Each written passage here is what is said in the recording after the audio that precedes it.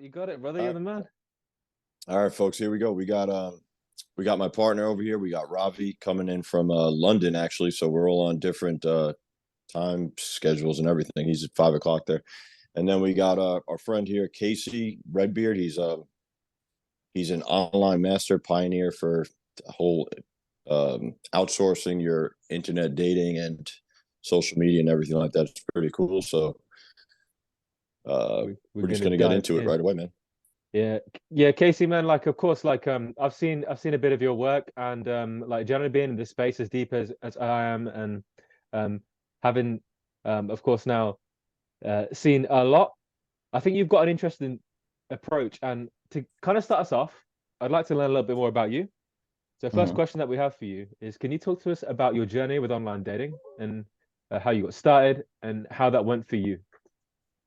Yeah, certainly. So I came from the old school pickup community, the cold approach community. I'm 35 years old. I'll be 36 in a few months. And back in my day, when I was a young lad, there was only face-to-face. Online dating didn't exist. And then even when it did exist, it was for old, unattractive people in their 40s who were just kind of weird. There was a negative stigma on, like, if you use online dating, you must be a weirdo, up until I think Tinder hit the scene in like 2013, 2014. It started to change things. But so that's my background. And then I just kind of noticed that I was ignoring a massive channel. So the same way that a guy, when they begin with cold approach, maybe you don't know how to use your voice and your eye contact, amongst many other things, right? But let's say those are the two most important things. So you're approaching girls like, hey, excuse me,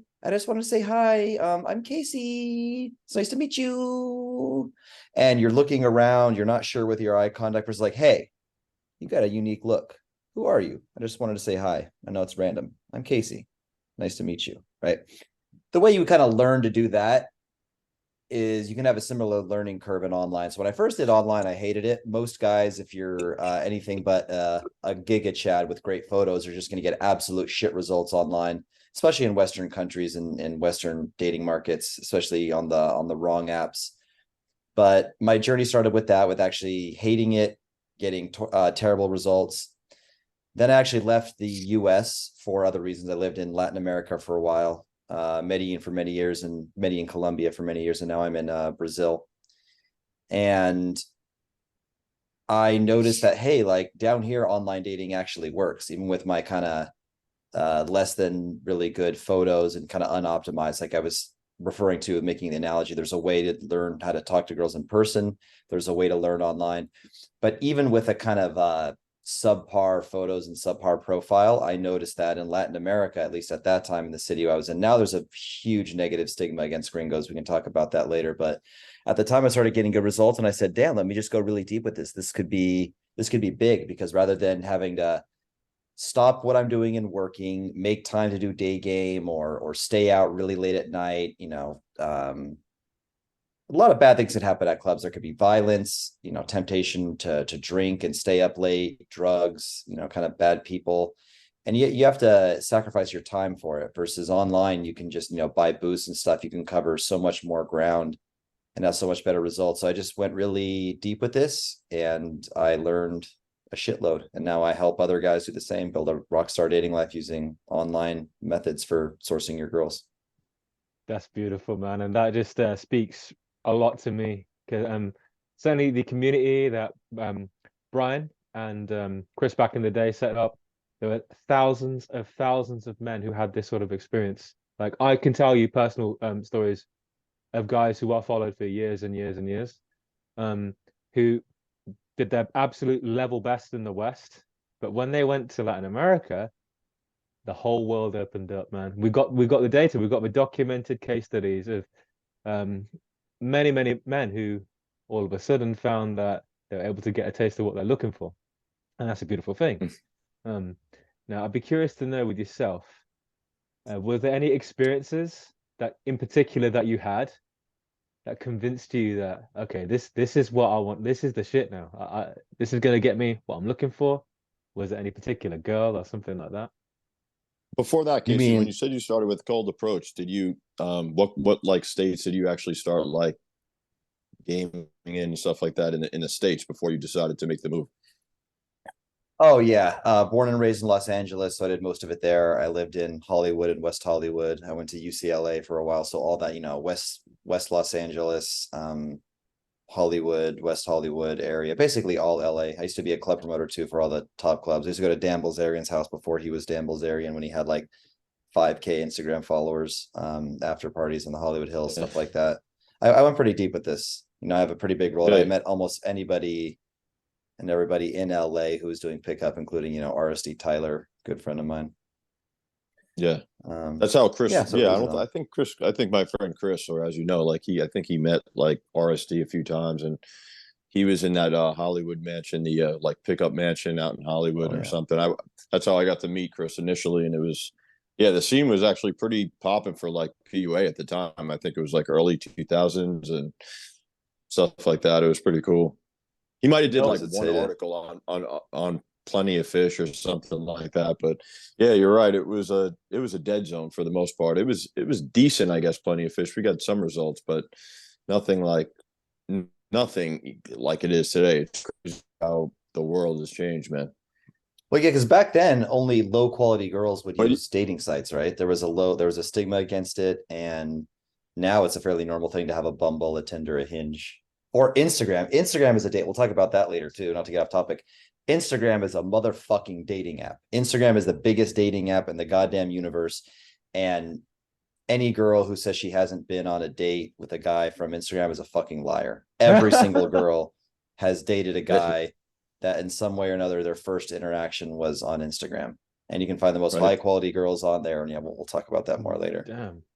Yeah, that's interesting, man. That to me is interesting because I don't know. Instagram has not been either. I'm not using it for that, or I don't even know how to like, find this right suggestions there. Really, it would just be through mutual friends because it's not like your traditional online dating where you're actually scrolling through a bunch of different women. Like I don't even know how to reach that far. It would just be through mutual friends, I guess. I don't know. You could elaborate on that later if you want, but I Yeah, find I that really can. I interesting. can show you how to that scroll through Instagram girls on is very Instagram. effective. I can show you to That's find unlimited girls Yeah, to yeah. scroll through on IG. you But yeah, see, Ravi, But do go you want me ahead, to get to Robbie. your You both. question? Yeah.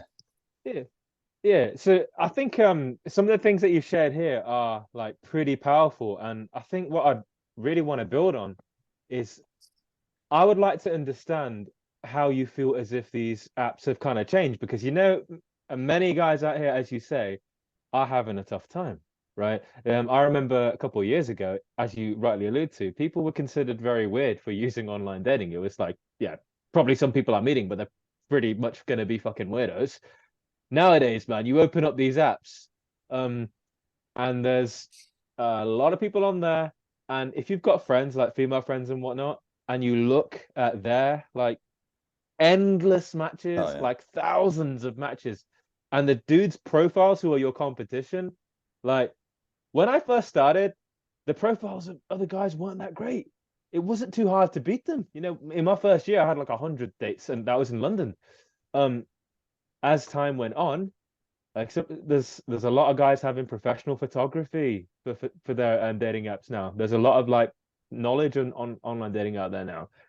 Um, so that's one aspect that I've noticed is something that's kind of different now. Oh But yeah. it'd be curious to know, like, how do you feel as if online dating has changed over the last couple of years?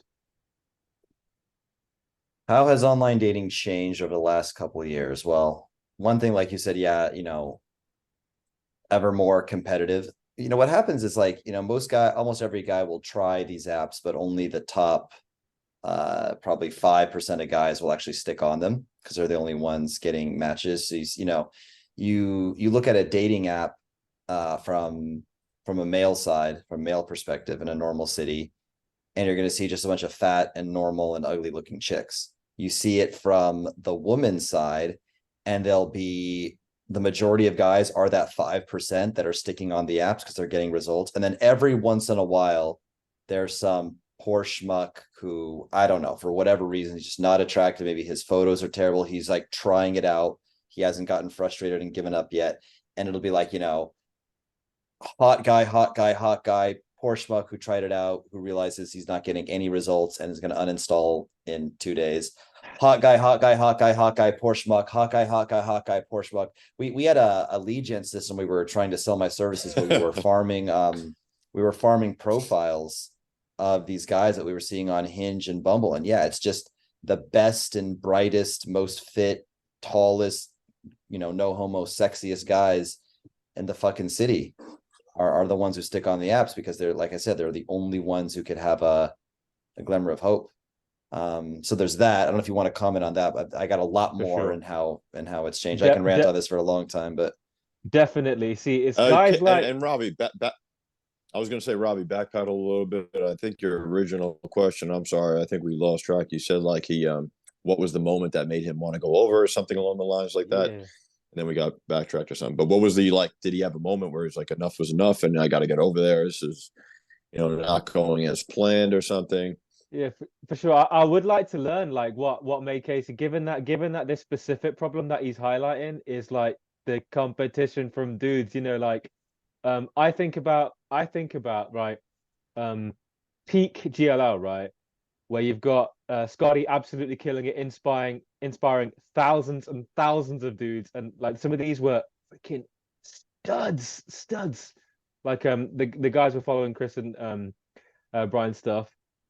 Like you see the inhuman stuff that they're pulling off every day, man, and that's just their reality. And then they go online and they are cleaning up. Like right now I'm kind of continuing the legacy. There's a new kind of forum where a lot of the men were kind of transitioned into. And again, there's some guys on there that are cleaning up like nobody's business, man. It's insane. It's insane. It's lay report after lay report every day. You refresh it, and it's the same fucking dudes, you know?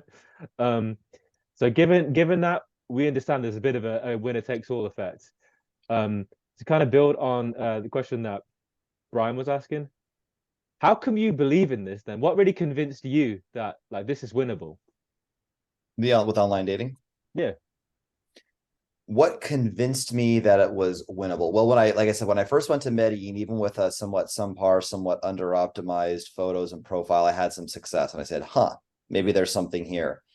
And the same way that I would learn anything, right? Whether it's a foreign language, a new skill, you know, you do a lot of research and you test and you try a lot of different things. You type in YouTube, you know, how to do XYZ.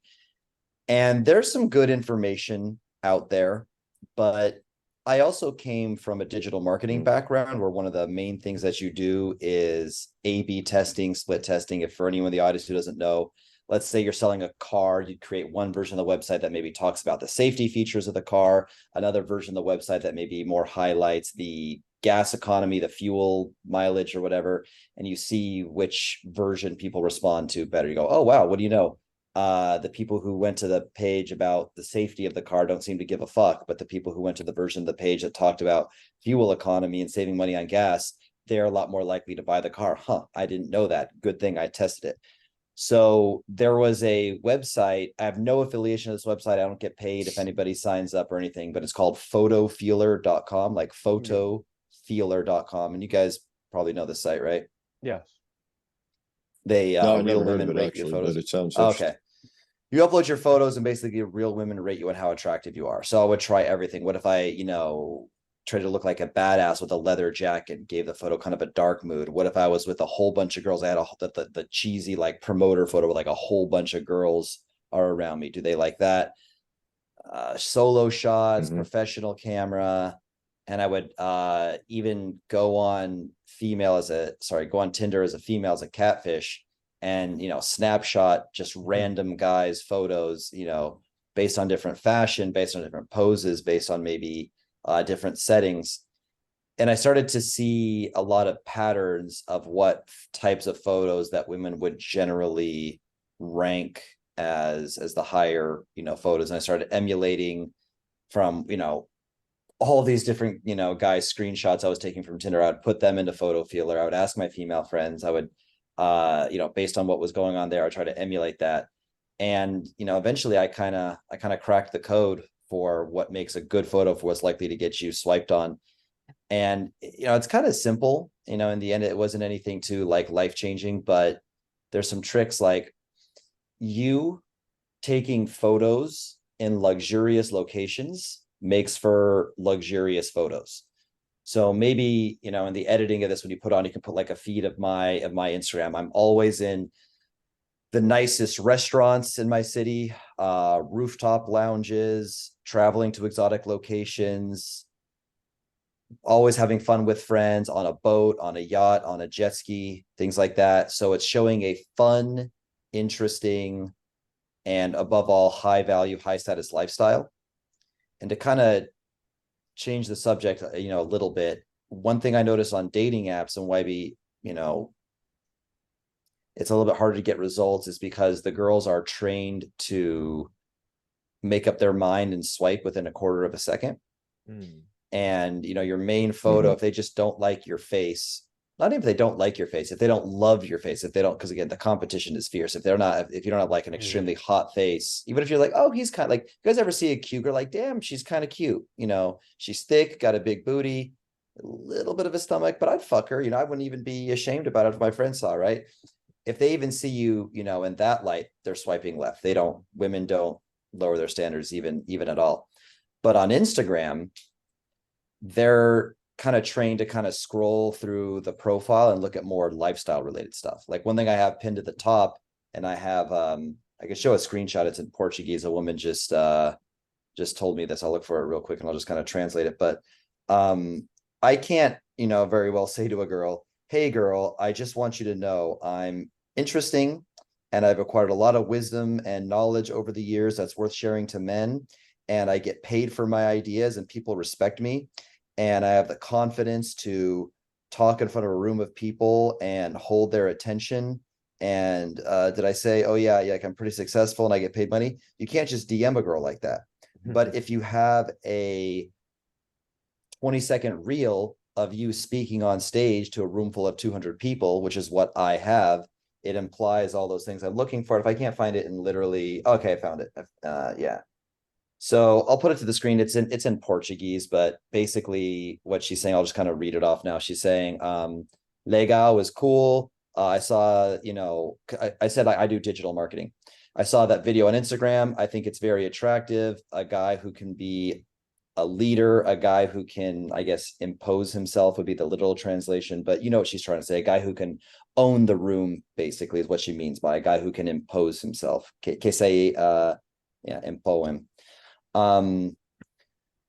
So that's why I like Instagram. And I don't know, that's, I guess, the original question, what was my journey? Yeah, from getting better photos on dating apps to optimizing the dating apps to going to different dating apps, which is Instagram, which is a fucking dating app. I don't care what anybody says. And then the last thing I'll say is this: the whole, go where you're appreciated or go to an easier dating market.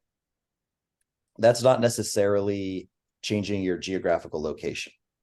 So I always say to guys, go where you're appreciated, go where you can actually get results. If you're just a fucking 6'4" Swedish model with your cheekbones up to here and your chin is like this and you're just got the pecs and the abs, just get Tinder and upload a couple of selfies and you're good to go. But for the other 99% of us, right?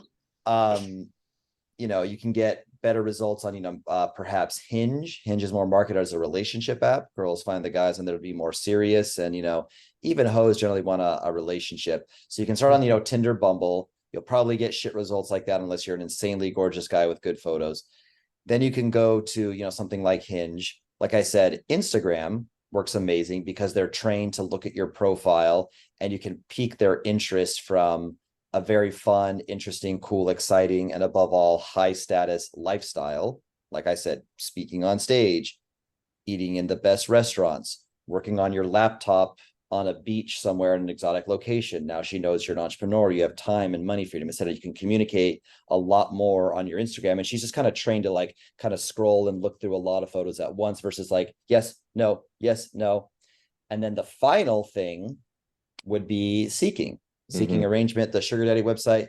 I haven't talked about this much. I've used the site in the past. I don't use it anymore. My good friends, Fresh and Fit from the Fresh and Fit podcast, are extremely adamant and extremely big supporters of using that site, but they are Splenda daddies. They are not sugar daddies, meaning they don't actually give these hoes money. They may, I don't even know if they really do this. I don't want to put words in their mouth. They may sometimes take them on decent dates, or, you know, after they're fucking the girl. I think Walter, like, after he's fucking a girl, well, maybe, like, you know, if the girl wants some, you know, wear some sexy lingerie for him or something, he'll go out and buy her some lingerie. Like, I don't, 99% sure he would never do that for her he's not already having sex with, that hasn't earned it. But, you know, they're rich guys. I don't think they're really taking girls on, like, you know, extravagant stuff, you know, before they're fucking them. But the point is, they're meeting these girls on Seeking, where rather than all these, you know, shirtless, gorgeous, you know, top guys on Bumble, Tinder, Hinge, now you're in a marketplace where the focus is money and net worth. And sure, a lot of low quality gold earring girls on there, or whatever. We can talk more about this. But the point is, if you're not having success on Tinder, Bumble, I promise you, unless your photos are absolute shit and you look like a troll, right? For any normal-ish guy with normal-ish photos, you'll get good results on Seeking, and you can even pull off the whole Splendid Daddy thing. Maybe you take them to a, you know, a semi-nice restaurant, drop, you know, $70, $80, $90 on the date, take them home and fuck them, and don't actually give them money. So there's kind of a, you know, go where you're appreciated, or go to an easier dating market. Could be geographical, or could just be based on the app you're using. Is the Splenda thing an option? Like, I didn't even know about that. It's like a separate option compared to what the sugar daddy thing is, or something? What explain that a little bit more? No, yeah, you don't go on the site and, you know, are you man or are you woman? Are you Splenda daddy or are you sugar daddy? You don't. Oh, okay. You don't formally, I got you. don't, yeah, you don't formally, you know, I don't know, announce that or anything. But Myron has read his profile online, I believe. I don't have it memorized or anything, but I believe he kind of mentions that. I've used profiles in the past where I explicitly mentioned that I'm here for genuine connection, genuine chemistry. I don't want anything that feels like prostitution. And look, wherever we go, if we're, you know, decide we want to get, you know, some massages at a spa, or if we want to go to a really nice restaurant, or we want to take a trip together, obviously I'm going to bankroll the whole thing. But I'm not going to give you money in exchange for sex. I'm not going to pay your rent. I'm not going to send you money when I'm not with you. It's just like, we hang out, we do cool shit, and you can come along for the ride and enjoy it. And it's going to feel like, you know, normal dating, or you can get fucked. Yes. You know, go on to the next guy. It's like, My question was that. Go ahead, Ravi. Go ahead, Ravi. oh no, I was just gonna say, it's kind of like online dating brings with it so many different dynamics. You know what I mean? It brings with it so many new things to the world. Like, I know some of the experiences that I've had on online dating. Like, some of them were so great, and I'm really grateful for them. And also some of them were quite weird. Now, of course, we're human. This is the complex world that we live in. But at the very same time, like, I can't help but sometimes feel as if online dating has changed the nature of dating and the actual experience of dating. Some of the women who I rocked up and met, like, nowhere in my life would I have wanted to interact with them. You know what I mean? And you learn a lot about women when you go. Like, I've done so many online dates, man, so many, like, consistently, week after week after week for years. And part of me sees things a little bit differently now. Like, the level of, like, entitlement you can see. There's dates where I go on where we'll just, like, rock up, like, barely speak, barely really be present, and all this sort of thing. There's many who, like, are serial daters that are meeting dudes all the fucking time. And I can't help but just think, you know, looking at my like female friends' profiles, and the sheer, like, number of matches and options that are like that. I dated a girl not too long ago, like a month or two ago. And in a day she would have like 3,000 DMs on her Instagram. That's what she'd get, right? And this is just a girl who I cold approached. I just met. And that was the reality she was in. There was men like offering her all these things, like taking her out to these VIP restaurants all the time. And I didn't give a, because I can cold approach. I have options anyway. It's not, I don't give a fuck. But I can't help but think that online dating has really changed the landscape in a certain sense. Now, my question would be to you, right? Many of us don't really enjoy this. It's kind of definitely we see some things that like I personally wish I didn't see. But do you think online dating is a necessary evil now in this world? Yeah, absolutely. I don't think you can swim against the current, or so to speak, with many things that are happening. There are, a lot of it's unfortunate. I love the days where you had to have the balls to approach women. Even in myself, I notice I'm just not quite as confident and assertive and generally a good speaker as I was when I was doing cold approach as my only sourcing method. I had to be able to improv, walk up to a group of strangers and be charismatic. There was almost like a spiritual thing with it, because if you're feeling like shit within and depressed, you're going to try to make other people around you depressed. But when you had to kind of just, forced to just go up to a group of strangers and make them like you, there was a lot of self-growth that happened with that. And now with online dating, you're not getting that. But I do think it's a necessary evil, because I'll give you an example of this. I went to a club in 2011 or 12. It was the top club in LA at the time. It was called Supper Club LA. Anybody who was around in LA at that time knows Supper Club Los Angeles. You'd see A and B list celebrities in there. That's most beautiful girls, some of the most beautiful girls to this day I've seen in my entire life. And this includes living in Medellin and Brazil. I've seen it at Supper Club LA. And I remember I'm making out with one of the most beautiful girls I've ever made out with in my life. I think she was like Colombian and Armenian mix or something like that. Huge titties, huge ass, no stomach, like a model-esque face. She was like 28 or 29, still looked fucking amazing, hit the gym right religiously. And then we got to talking, and she's like, "Oh yeah, I'm a doctor." I'm like, "Ha, get the fuck out of here, you're a doctor." She goes into her purse and she pulls out her Cedars-Sinai hospital, her little hospital badge, and she's like, she's not a nurse, she's a fucking like MD, like doctor. She goes, "Yeah, bro, like I'm not lying, I'm a doctor." I'm like, "You're 29 years old, you're a doctor. What are you doing at Supper Club LA, dancing on tables, making out with guys at 2 a.m. at night?" She goes, "Well, I mean, what am I supposed to, I gotta meet a guy somehow, right? I got to meet a guy somehow, right?" And that's how people used to meet. The hottest girls and the most wealthy, successful guys would be in nightclubs. Now that girl wouldn't be dancing on tables at 2 a.m. Now the most high quality girls are going to be on Hinge, Bumble, Instagram, maybe even Seeking, depending on your opinion on women you meet on there, which I'll give my opinion on that, later on. So I do think it's I may push back a little. Go for it. No, I was saying like I may push back on that a little bit, as far as like they're not out there anymore. Like they're just, these women are not, you can't find gorgeous women, in top nightclubs and malls, or just like on the promenade in Santa Monica or stuff like that. We see these people every day. I don't know if the quality is like totally gone down and everybody's like in their house on their phones 24/7. I think you'll still find a good quality women out and about, top nightclubs, Soho and Manhattan or wherever, so any big main strip or something like that. I still think there's a good pool of women to select from, out and about. So, not saying that they're not using that. I think it's definitely like filtered through a little bit more, but they're still out there for sure, man. Not everybody just hot, high quality women have to leave their house eventually, right? They have to run errands or go to the grocery store. Eventually they're not gonna be at home and Uber Eats every little thing and never leave their house. So yes, day game is fantastic. I totally agree for day game. My issue with day game is when you are anything but like a pure newbie at this, and you're especially a guy like me who's dated absolute perfect tens.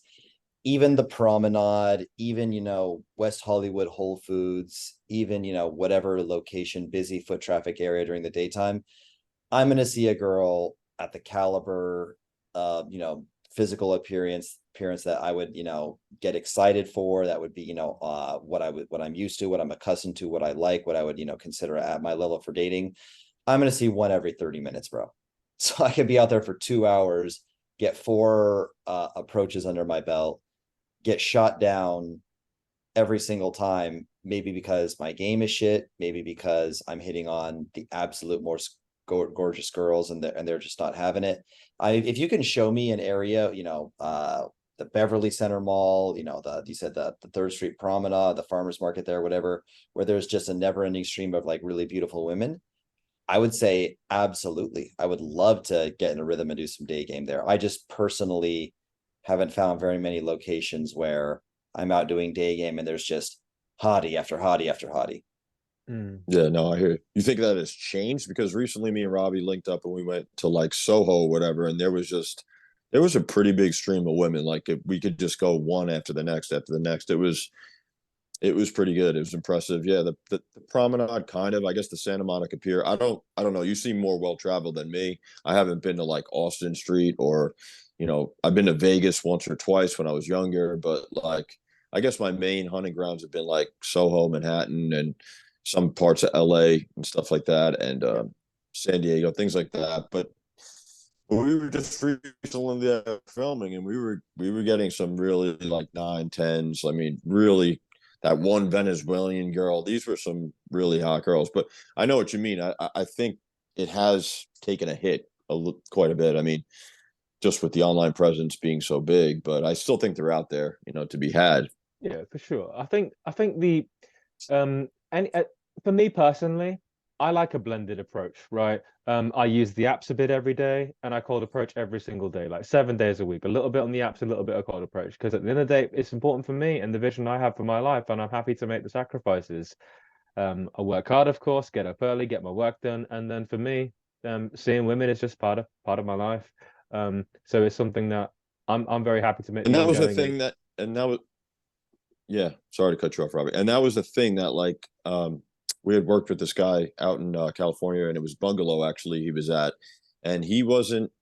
He was like it was eating him alive. He was having sex and getting good results. He was definitely above average looking. He had professional pictures done on the apps, and he was getting consistent sex online. Mm-hmm. And he was still like eating him alive when at the Bungalow he would look at this girl and be like he couldn't do anything. And that's the aspect like you were saying before when you were able to like walk up to a group and that self-growth aspect is like it still eats these guys up. They're missing something because out in the real world when you go out you're crippled and you can't do anything, and that was this guy's case. And it was like he was just blown away that I was able to walk up to groups and you know take guys' girlfriends from them, and like it was just Yes. Well, that's the thing too. Let's say you walked up to a really hot girl and got rejected. Also, he'd still be blown away. You had the balls. How many guys can cold approach a woman, formulate even a fucking sentence to her? You know, these days, right? Like that's something that Right. I tell people. I mean, imagine you're all you know, just, you know, whatever, you're at the bar, you're at a restaurant, beautiful girl walks by, and I'm like, all right, if you guys aren't going to do it, one of us has to do it. I walk up to her, chat for a second, you know, come back and sit down with you and say, oh no, you know, we just talked for a bit, she said she had a boyfriend. I don't know if it's true or not, maybe she does, maybe she doesn't, but either way, you know, it was a fail.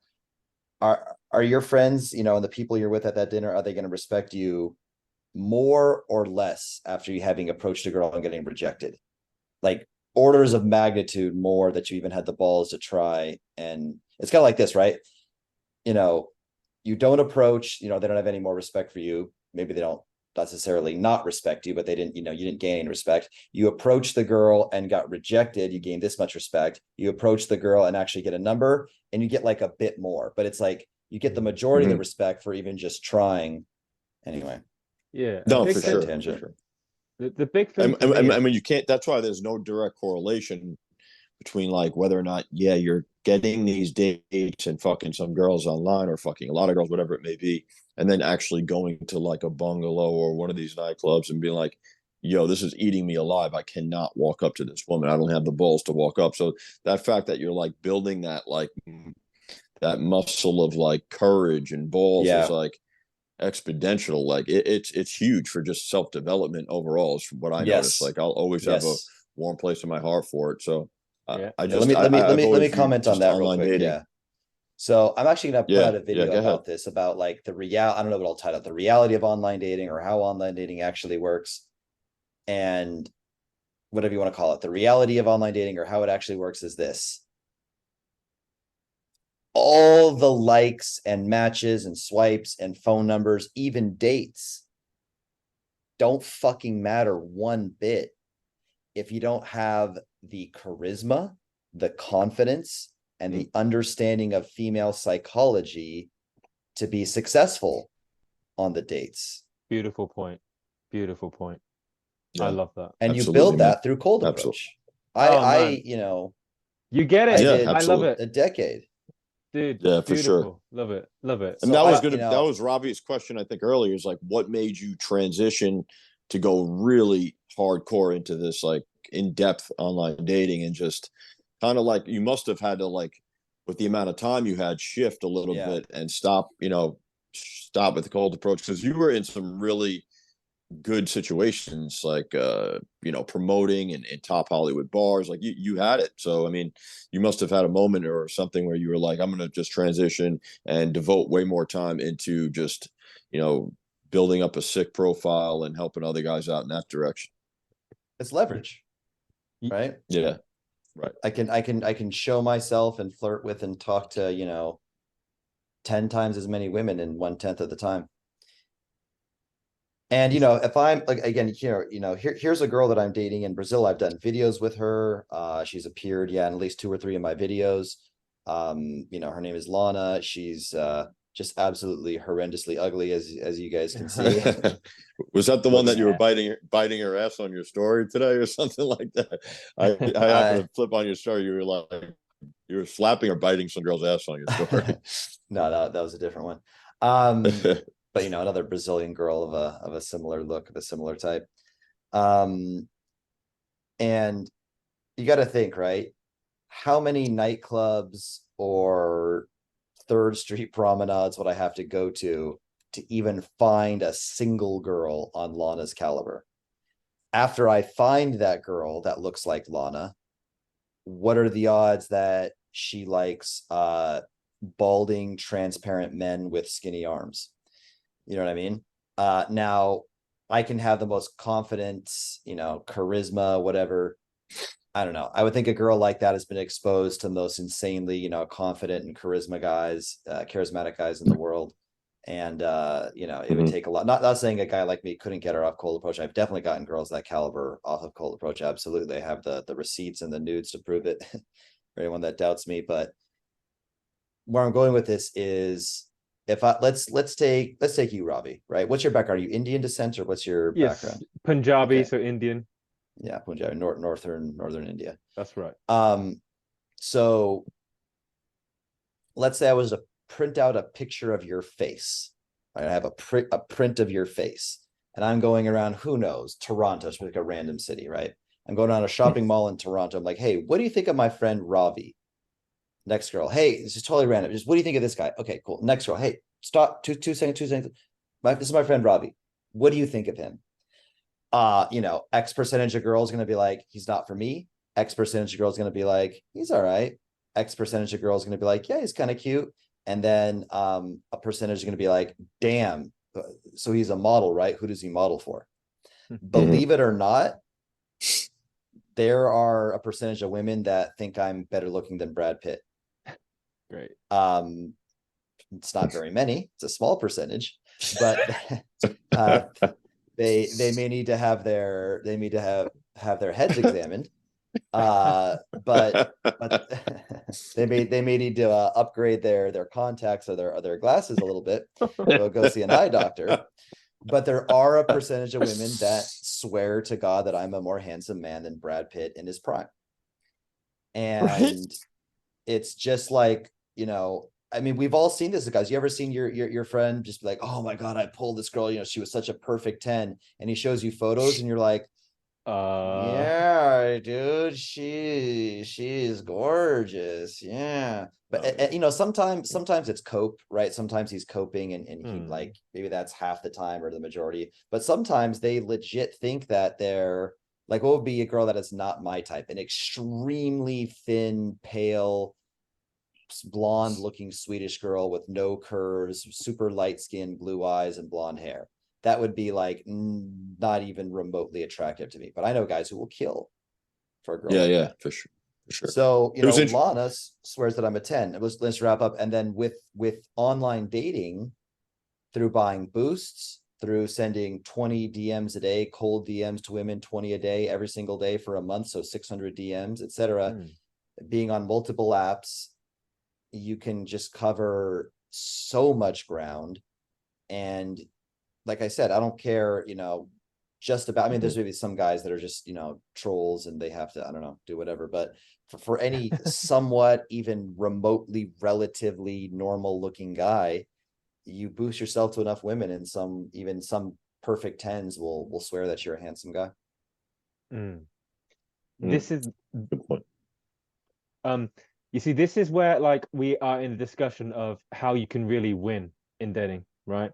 Um Now, as we've highlighted here, when these things converge, like you can really take control of this area of your life. If someone is really dead ass serious and they absolutely want to take care of it, I know what I did was I just followed the blueprint from Brian and Chris. I cold approached 4 hours a day for like a year and a half, like 7 days a week, and I used the apps 2 to 4 hours a day for a year and a half. And that was enough to start getting the ball rolling because I was very How did you inexperienced. pay rent during that time? How did you work? I spent fucking my life savings. That's the truth. I just went hard as hell, man. It's like my background, Casey, was I was like very inexperienced. I hadn't really been on a date. I just was just not in a good situation. So I decided, look, man, I'm gonna fucking turn this around. And um gratefully to say I did. I've done like 7,000 approach. I've done all this shit. And um what I'm really Not curious about. not to uh, mention Ravi's like 6'6". It's crazy too. Like I yeah. was just, but he gets a lot of looks like on the street because just height alone is really it could be really a good wait. Wow, It's a you're good six foot boost six. for sure. Jesus. Yeah, he's Yeah, six but six. like I came from a background of so much anxiety that I had to like learn all this shit, like through approaching, learn confidence, learn charisma, learn all of these things that these guys have been talking about for many years, and I finally got to experience it myself when these I had to really do the work to start to get results. Now, with that being said, why what I'm particularly interested in here is like most guys can make this work. Yeah, if they really want to, they can start to win. Okay, and Mhm. I'll be transparent. I had to go through iterations of my profile, like professional shoot after professional shoot. It took me a fucking while, but then the results are there now. I'm getting the quality that I want and whatnot, and that's cool. So, with that being said, Casey, right, um, I don't want to go back to the days where it was hard for me. It was a horrible fucking memory, man. I remember that it took like 6 months to get my first like matches and dates on online. It was horrible. It was that, but I was fat. I was like 280 pounds. So it was a tough time, definitely. But like now it's good, like I said. So there you go. That's proof. You can completely turn the shit around. Um, so how do you help men solve the online dating puzzle? Yeah, good question. So the first thing is the photos, right? Photos, photos, photos, photos. That's the main thing. Not even necessarily that you, well, I guess necessarily that you look as handsome as you can. Not that you necessarily look like, you know, a model. You know, you maximize, you loops max, you know, the best that you can through your photos. And not only do we, you know, guys, how a photo shoot, right? How you have to take like 1,000 photos and one comes out really good. Just the way, the angle, the lighting, the expression, it all lined up, and you're like, damn, like that's me. And you know, it's done on a really high quality camera, and any guy can look, you know, at least somewhat attractive. I also do some AI stuff within reasonable bounds to make guys about 20 to 30% better looking in their photos, in a way, basically putting on a filter. You know how girls they put on a filter But some of them, they look like totally fucking different. I don't do that. I make the guys like about 20-25% better looking their photos, either with their existing photos, and that's always a dream come true if a client comes to me, he's already got really solid photos. And if they don't, I have a program, I call it my social media rockstar program. It's where guys fly out and they hang out with me for a week. And I have a week long of events, parties, networking events, photo shoots lined up. And it's just like a vacation. They'll be in Medellin, they'll be in Brazil, wherever I happen to be. They'll be meeting girls. There's beautiful girls at all the events, rooftop lounges, nice restaurants, nice apartments, mansion parties, private parties, rooftop parties, things like that. And there just so happens to be 2 professional photographers capturing the entire thing. So I found it, good fun to kind of, combine the vacation, having fun aspect, because I don't know if you guys have ever tried to do photos of a client. You say, smile for the camera. I'm smiling, and they're complaining, oh, dude, I'm so nervous. Over the course of a week, they all, get their, what's the Zoolander, the blue steel, I can't do it, but like the Ben Stiller, yeah, they all like get really comfortable with their posing. I consult with them on fashion. I'll take them shopping and get the fashion down. They're all comfortable because at the events, they're all having a lot of fun. A lot of guys get laid on my programs. We can get them the obligatory 1 or 2 photos of them where there's beautiful girls in the shot. I always make sure to position them away from the beautiful girls. So it'll be like, guy and girl, guy, and then them maybe, and they're kind of on the outside, and it's clear that the beautiful women are, there with their friends. Or it could be like girl, guy, and then them, and he's like not sitting next to any girl directly, but like the beautiful women add value. They're in the photo. Photos of them speaking on stage, doing the same shit I talked about. They're in, a jacuzzi in a finca's like a villa, a finca, like a mansion in a rural area. They're in like some jacuzzi with a bunch of cool, sexy people in a finca. Or they're, like I said, giving a speech to a room full of people, or they're on a jet ski, on a boat, on a yacht, at a luxurious restaurant, at a rooftop lounge, etc. Like nice hotel, whatever it is. So I can get all the photos for guys. That's the starting point. If the guys already have the photos, then cool, then we're good to go.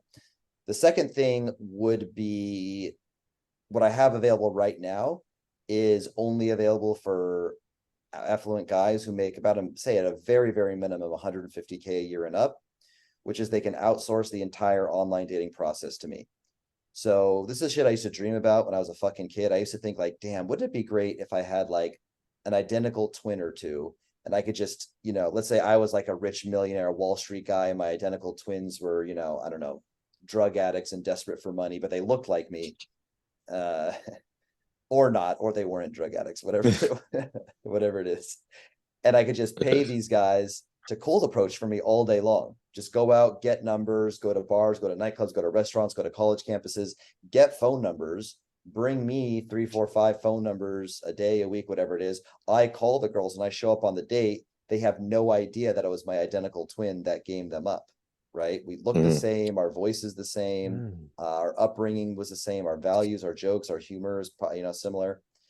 So what I do for my wealthy clients is I do the online version of that. I will do a Zoom call with a client, an onboarding call. We'll find out, number one, what are his type of girl physically, personality wise, red flags to avoid, and then personal information about him, certain stories, jokes and types of humor he thinks is funny, any screening or filtering questions he would want to ask a girl about what they're looking for, what types of guys she likes, and then respond back with what he's looking for, etc.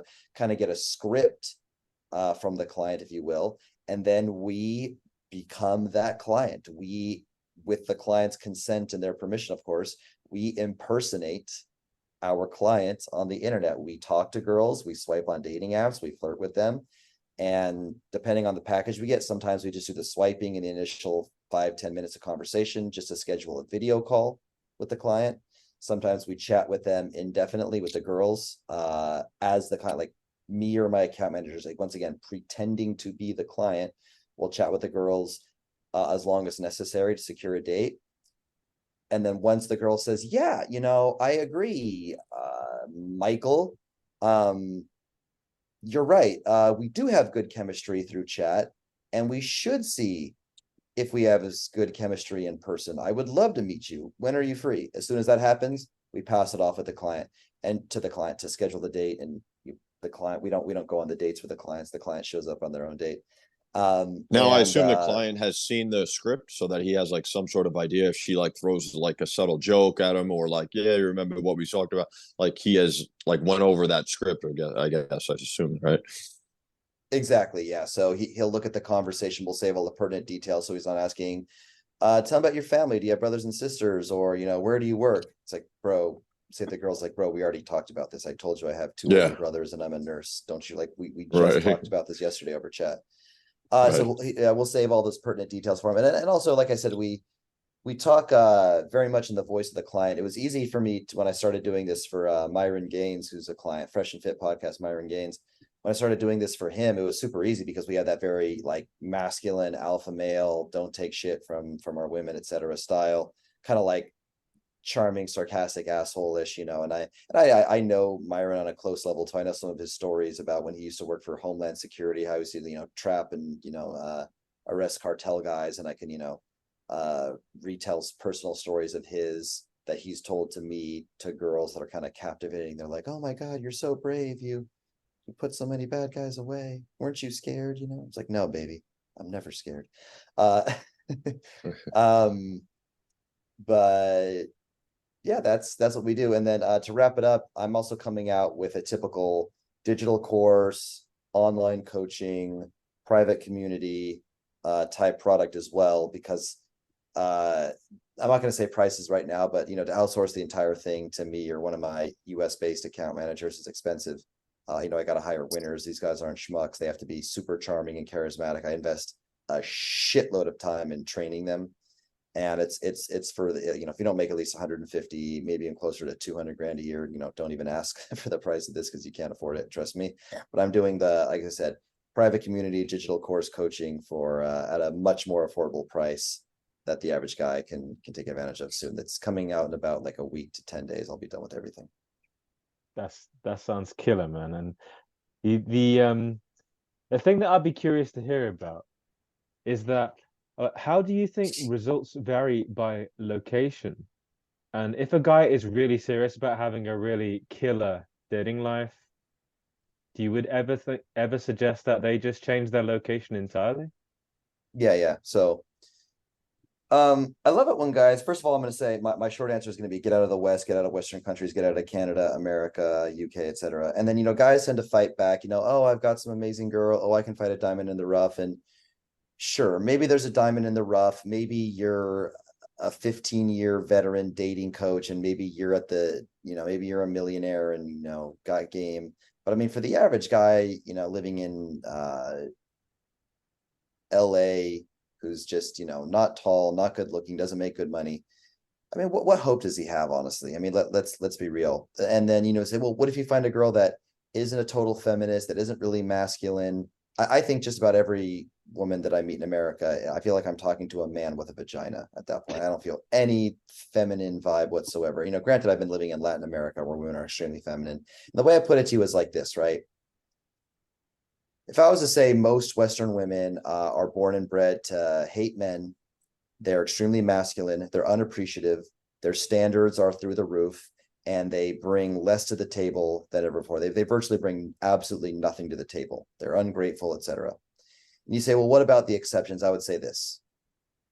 Do you think in 1947 in Saudi Arabia, you could find a guy who was pro-feminism, pro-women's rights, pro-women voting, pro-women driving a car, etc., in 1940s Saudi Arabia? I'm sure you could. I'm sure that man existed. I'm sure out of a country of many millions of people, you could have found one or two that said, women shouldn't have to wear the hijab and women should be able to walk around in a bikini and us men need to improve. But what are the fucking odds, bro? You know what's funny, Casey? It's like fucking likelihood. What's funny, Casey, is that the ones that do are like, it almost seems like a front, and they also are feminine, like the ones that are like, I guess you would say like a pick-me type of girl, but she has all the attributes of a masculine woman anyway, but she's like just siding with the guy, so to speak. So I would say it's even the ones that have like no awareness of this sort of even dialogue to begin with that are like truly feminine or whatever, but like the ones that are like outspoken about being, anti-feminism are actually just, the same thing, but only disguised, so to speak. It's kind of funny because I've run into quite a few of those girls too. And some of them have podcasts or whatever, but like, it's almost the same thing. It pretty much is. So. Yeah, I mean, countries and societies have cultures. If you're African, you're going to have African culture, Nigeria, Kenya, like whatever. If you come from a racist neighborhood and a racist culture and a racist family, you're probably going to be racist. I mean, it's just, if the culture of a country is constantly the mainstream ever saying, be masculine, be a leader, every movie, the guy has to, go through a struggle and a hero's arc and a journey and adapt, whereas every woman is just born super strong, super tough. I mean, I was barely able to make it through these new Star Wars Disney movies, but Luke Skywalker didn't know how to use the Force. He was struggling. He lost his first lightsaber duel against Darth Vader. He had his hand cut off. He was weak and unsure of himself. And then again, he went through the classic hero's arc. And by the end, he defeated Darth Vader and he defeated the Emperor and he, freed the galaxy, whatever. But then he watched this new shit. And then whether it's the Disney show, what's it called Mandalorian, whether it's the Mandalorian or whether it's the new piece of shit movies that they just made, like Rey is her name, I believe, right? The female lead in the Star Wars. She beat she won her first lightsaber duel ever. She's like, what's this? Oh, it's a lightsaber. This is a chapstick actually, but this is a lightsaber. Like, I'm going to defeat like the Dark Lord, like the new Darth Vader. And then she won her first lightsaber battle in that one. And then in the second one, she like defeats Luke Skywalker, like the most powerful Jedi of all time, that like he himself was the only one strong enough to defeat Darth Vader, to defeat the Emperor. But she has a vagina. So like she literally went to Luke Skywalker for training and then defeated, like, who goes to their first jujitsu class and then defeats the grand master of jujitsu? Like, hey, I'm a white belt and I'm going to you for training. You're the seasoned black belt. I'm the newbie, but I'm going to defeat you on the first day because I'm a woman. Like, it doesn't, so you're just taught women are stronger, be masculine, hate men. Men are your oppressors. Men make more money. Men don't pay you fairly. All men are rapists. All men are going to put something in your drink. All men are this. All men are that. Men are privileged. Yeah, culture, it takes an extremely unique type of person to not be brainwashed by whatever culture they grew up in. There's people from small racist towns that grow up to be super not racist. It's the exception. It's not the rule, right? Speaking of that, yeah, I mean, speaking of that, it's that go ahead, Ravi. I totally just had a brain free fart. I totally forgot. It comes back. Like, yeah, man. No, it's cool. It's like, how many of us have had this experience? Like, I didn't have strong opinions about this going into this. I was just trying to meet women and have dates and have experiences that I needed. Yeah. And this shit, like, I'm not interested in like gender theory and feminism and all that, but I couldn't get away from it. In London, I couldn't get away from it. The sorts of things women would talk about on dates. Like, there was some who I had pulled and were just before like having sex, they'd like get really like in my face about wanting to know my opinion on women and all this sort of shit. And it really wasn't stuff I was interested in. Some of the messages I'd get on apps about like smashing the patriarchy and all this shit that I'm not interested in. I don't want to talk about. I have no interest in this shit, right? And it's just a consistent, like, regular thing. And I've moved around, man, and there was other parts of the world where this just wasn't happening, and I didn't have to deal with this. And I'm going to be honest, like, what about the language barrier? That was my question. Like, what about the initial language barrier? Like, Casey, when you first go to like these like Brazilian or Colombia, I've never been to South America, to be honest with you. So it's like, isn't that a big issue at the beginning? Like trying to like use Google Translate just to like do anything? I mean, or you're totally relying on your body language and things like that. Yeah, first just to comment on Ravi's point. Yeah, a bar in Los Angeles, when I pretty much gave up on American women, it was like 2018, 2019. And I couldn't go to a bar in Los Angeles without them like saying, before this conversation goes any further, you acknowledge you're a privileged, evil white male, and by default, you're racist. You don't even know you're racist. It's been ingrained into you, and you're an oppressor, right? Before we continue. And I'm like, okay, I'm gonna move on to the next person. That's but they crazy. would all say that. Anyways, just yeah, like it just comes up in these Western countries. Now to answer your question, Scotty. Well, I speak English fluently. También estoy básicamente fluente en el español. Yo puedo hablar básicamente 100% perfecto con pequeños errores. Y agora meu português está bem, está ótimo. Eu consigo conversar com a gente e não é grande problema para mim. So I just said I speak Spanish almost fluently and my Portuguese is really good. And the answer was to your question is abso-fucking-lutely. When I first got here, it was a big problem. It was a massive problem. Even to this day, where I think I was going to like get a long-term relationship, I still can't express myself like the subtle, like, you know, in English, you'd be like, huh, yeah, I bet you would. What did you say? Oh, nothing. Like these just like quick little quips, and like you'll never be able to express yourself in your second language as well as your, unless you like, you know, from birth, you know, Spanish household, you know, English in school, Spanish at home, you know, from birth, you know, maybe, but like otherwise, you're never going to be quite as comfortable, be able to express yourself the same confidence that you would in your second or third language. So, you know, it was a huge problem when I got there. And, you know, there's a friend of mine, David Bond, another dating coach, if you guys know who David Bond is. He would do this stuff in like Thailand or other countries where he'd date a lot of girls, Japan, where they wouldn't speak the language, and he'd get extremely good results. For me, I guess I'm very verbal. I like to connect with women, and I don't know, my game, I guess, is just very verbal. And I struggled when I first went to Colombia and Brazil. I wasn't getting laid right away because if I can't talk to a girl, if I can't get to know her, ask her questions, understand the information that's being said, how can I possibly seduce her if we can't exchange words? And you know, I've seen guys that are just, you know, super tall, good looking guys, whatever, and it doesn't seem to be a problem. You know, I remember I had one friend who was like, he looked like a Korean Thor.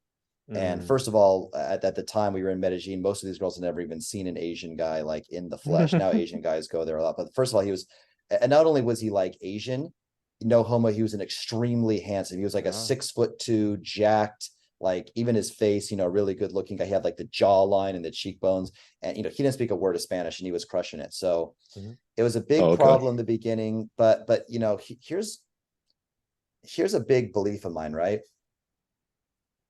In general, in life, you can't be a little bitch about starting from zero in whatever it is. If you're a big old fat ass, it would have been great if you had started going to the gym and learning about diet 3 years ago, but you didn't. So now, in terms of your fitness journey, you got to start from zero. When I decided, hey, you know, I'm really well connected in the LA promoter scene. I'm hanging out with, you know, not hanging out with, I went to Dan Bilzerian's house a few times, but I'm hanging out with like, you know, top level promoters, bottle service, all access. You know, had a really, really good setup in LA, living in Hollywood, making good money there.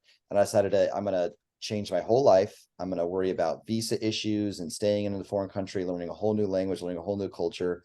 But what can you do? And, you know, I'm not going to get into it now, but half by choice, half by other circumstances, I was forced to leave Colombia and come to Brazil.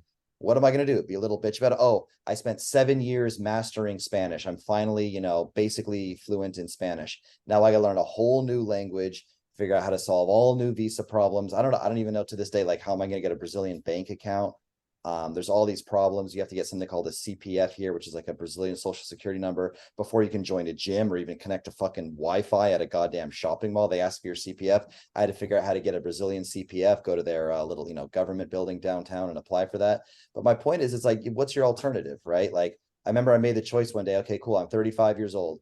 I'm going to, you know, the hands of time are going to tick whether I want them to or not. I'm 35. And in 3 years, I'm going to be 38.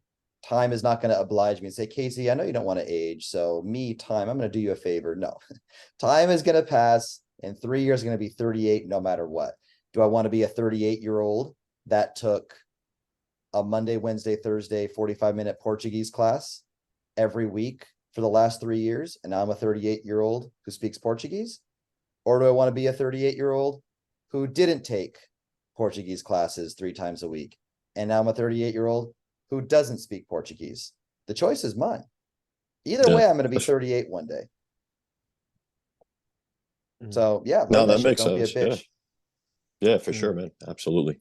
And that's a good point. I mean, I want to piggyback. I know it's a little off topic, but like as far as what separates guys and how like there's this thing about how men are like the ultimate prize and women are the ones that don't have the leverage when it comes to relationships and whatnot. But like I would say the thing that really separates most guys, since the majority of men aren't cold approaching, they are in a position of still like coming from behind, and regardless of the situation, it's like men. What separates guys from the pack is usually just are the balls, like you just said, or just fucking do it mentality, where those are going to be the guys that stand out, even if this hot girl is in a room with a bunch of guys that are her ideal or whatever. All these, they fit all of her stats and everything, and the one dude who's so-called average has the balls to go up and do something about it. Most guys aren't doing shit about it. So I would say that is the thing that's ultimately going to separate the guy from the rest. I mean, there's no other thing about it. If these guys can't act with any of their like attributes that may be fitting to that girl, she's going to give, that's why you see in big metropolitan cities, these like 9s or 10s will be with a guy who's a little lower on the totem pole. Like it's obvious in these bigger cities. So, I mean, that's why I would argue a little bit that men are the prize, because I still think the majority of men are not doing anything. They're not approaching. I mean, we were just in Manhattan and no one is fucking doing anything. No one is approaching or anything. And it's like that ultimately is like they're as long as they're coming from that position, they don't have the leverage when it comes to even hookups or relationships. They're just not making the moves. So that's what I noticed, man. You guys could piggyback off that if you want, but yeah, I think that what unifies both of what you've said there, and that was one of the favorite podcasts from Scotty and Chris back in the day, when they were talking about like one of the most valuable things about a man really is his heart and soul. Like if you have true drive, you will fucking get somewhere in life, really. And equally, as you say, Casey, time is going to pass either way. We can gut up and we can engage in the processes that will produce outcomes and just show up. And consistently over many, many years, I've seen every guy from every walk of life, right, through hard work, focus, and discipline, completely transform his destiny. I did this myself. I was like obese, anxious, virgin, never been on a date, extremely underexperienced. I went all in, like worked my dick off and turned everything around, and it didn't even take that long. So at a certain point, like what is empowering, even though what we've talked about here is challenging, and like what you just said there, Casey, with all the fucking shit we have to deal with, and like some of us have to get on planes and totally change our life to really satisfy what we're looking for in our heart and soul. But like as a guy, like the gift of drive and to simply understand that like this is male life. There is liberation to be found in this. Now, and I want to really, I'm curious about something, Casey, and like you've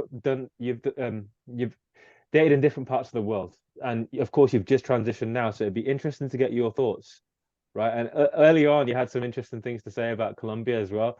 So, my curiosity is piquing me to ask you this question: where was your favorite place to date, and why? Brazil, by far. With Brazilian women, at least so I'll say a couple things about Brazil. First, as like a preamble, Brazil is not an easy dating market. You look around, there's tall, jacked guys. Some of these other countries you go to that I won't mention, because if I mention them specifically by name, people will get offended. But the guys, they just look like worms or something. They just look like these little, malnourished. They're like 5'5" on average, incredibly not good looking, incredibly broke. And then, Western guys can come in and just dominate them. Let's be real. It's a dog eat dog world. Yeah. the bigger lion kills the smaller lion and takes the lion pride, takes all the lionesses for himself, right? It's just how it is. Brazil's not like that. You got your work cut out for you. I can't even tell who's a foreigner in Brazil because there's so many white guys with blue eyes and red beards that look like me, just 100% Brazilian. The genetic diversity. So don't think you're going to come here like some other dating markets and just start cleaning it up. It is a difficult dating market and it's expensive. Also, unlike Medellin, not every Brazilian girl is gorgeous. It's kind of like America where, most girls just look like normal, unattractive women. Sorry to crush your dreams of like Brazilian supermodels that you've been inundated with. Most Brazilian girls just look like normal, unimpressive women, just like you would find in London or America. But when they are hot, oh my God, when a Brazilian girl is truly beautiful, dude, I swear, wherever she goes, she gets like a slow motion entrance. There's like the angels following her playing the harp. Is that what it's called? The harp? The harp. Yeah, there's just angels following her playing the harp wherever she goes. And they are not only beautiful, they're smart, they are sophisticated, they work normal jobs and actually contribute to society. They can have intelligent conversations about geopolitics, if need be, if you're into that. At the same time, they do that without sacrificing, for the most part, their femininity. You can get like a variety of like, feminist or more, I don't want to say masculine, because if they say, Brazilian girls are on average a bit more masculine than Colombian women, the guy's going to get the wrong idea. If a girl's a 1 out of 10 masculine and another girl's a 2 out of 10 level masculine, they're both not masculine at all, but one is more masculine than the other by definition, even if it's a little bit. So they're marginally more masculine, but they're also more independent and fun, outgoing. What else can I say about them? Yeah. Another thing in Brazil, which is not a problem for me by any means, is it is extremely normal to be kissing somebody. And by kissing, I mean a full-on tongue makeout within 5 to 10 minutes of beating them. If you go up to a girl at a bar in Brazil and you cold approach her and she's into you, she's smiling, she's laughing at all your jokes, she has the doggy dinner bowl eyes or the anime eyes, as it's been called. You bought her a drink, you're chilling, vibing, and it's in 10, 15, 20 minutes, and you don't kiss her, she's probably going to think you're a pussy or you're gay and move on to the next guy. Public, PDA, making out. And, in contrast, the city I lived in before this, Medellin, Colombia, another, hot, tourist spot.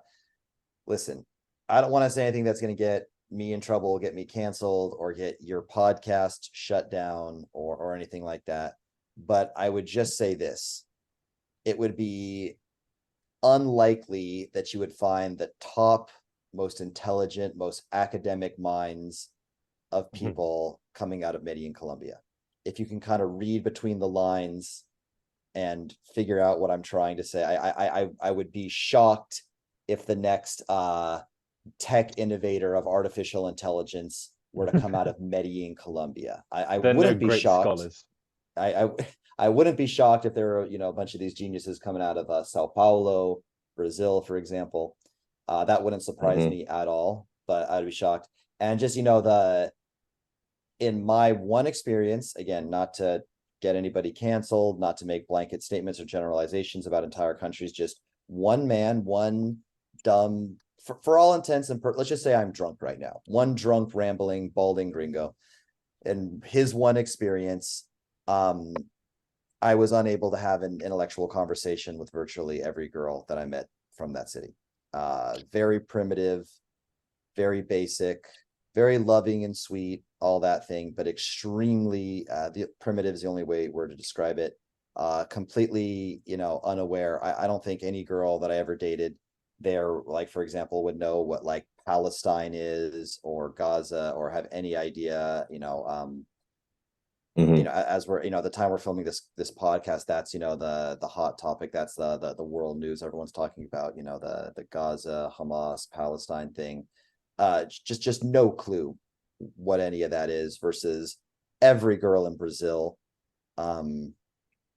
knows about that, is talking about that. They know about AI. They know who Elon Musk is. They know what crypto is, versus the girls, back in Maine where I live, not a single one of them would know about any of those things. Also, not a single Brazilian girl has asked me for money. That's good. Obviously, That's no, incredible. That's incredible. Obviously the man pays on the date. That's obvious. Unless you want it to Casey, be your if last you don't date. mind me asking, what part of Brazil are you from? If you don't mind dropping it. So, well, I must say I'm from Los Angeles, obviously, but where I'm living in Rio right now, but I might end up going back to Sao Paulo. Most of my experience, the majority of my experience in Brazil is in Sao Paulo. Overall, shooting in and out, if you added up all the total time together, maybe 3-4 months of Sao Paulo. And I've been in Rio for only about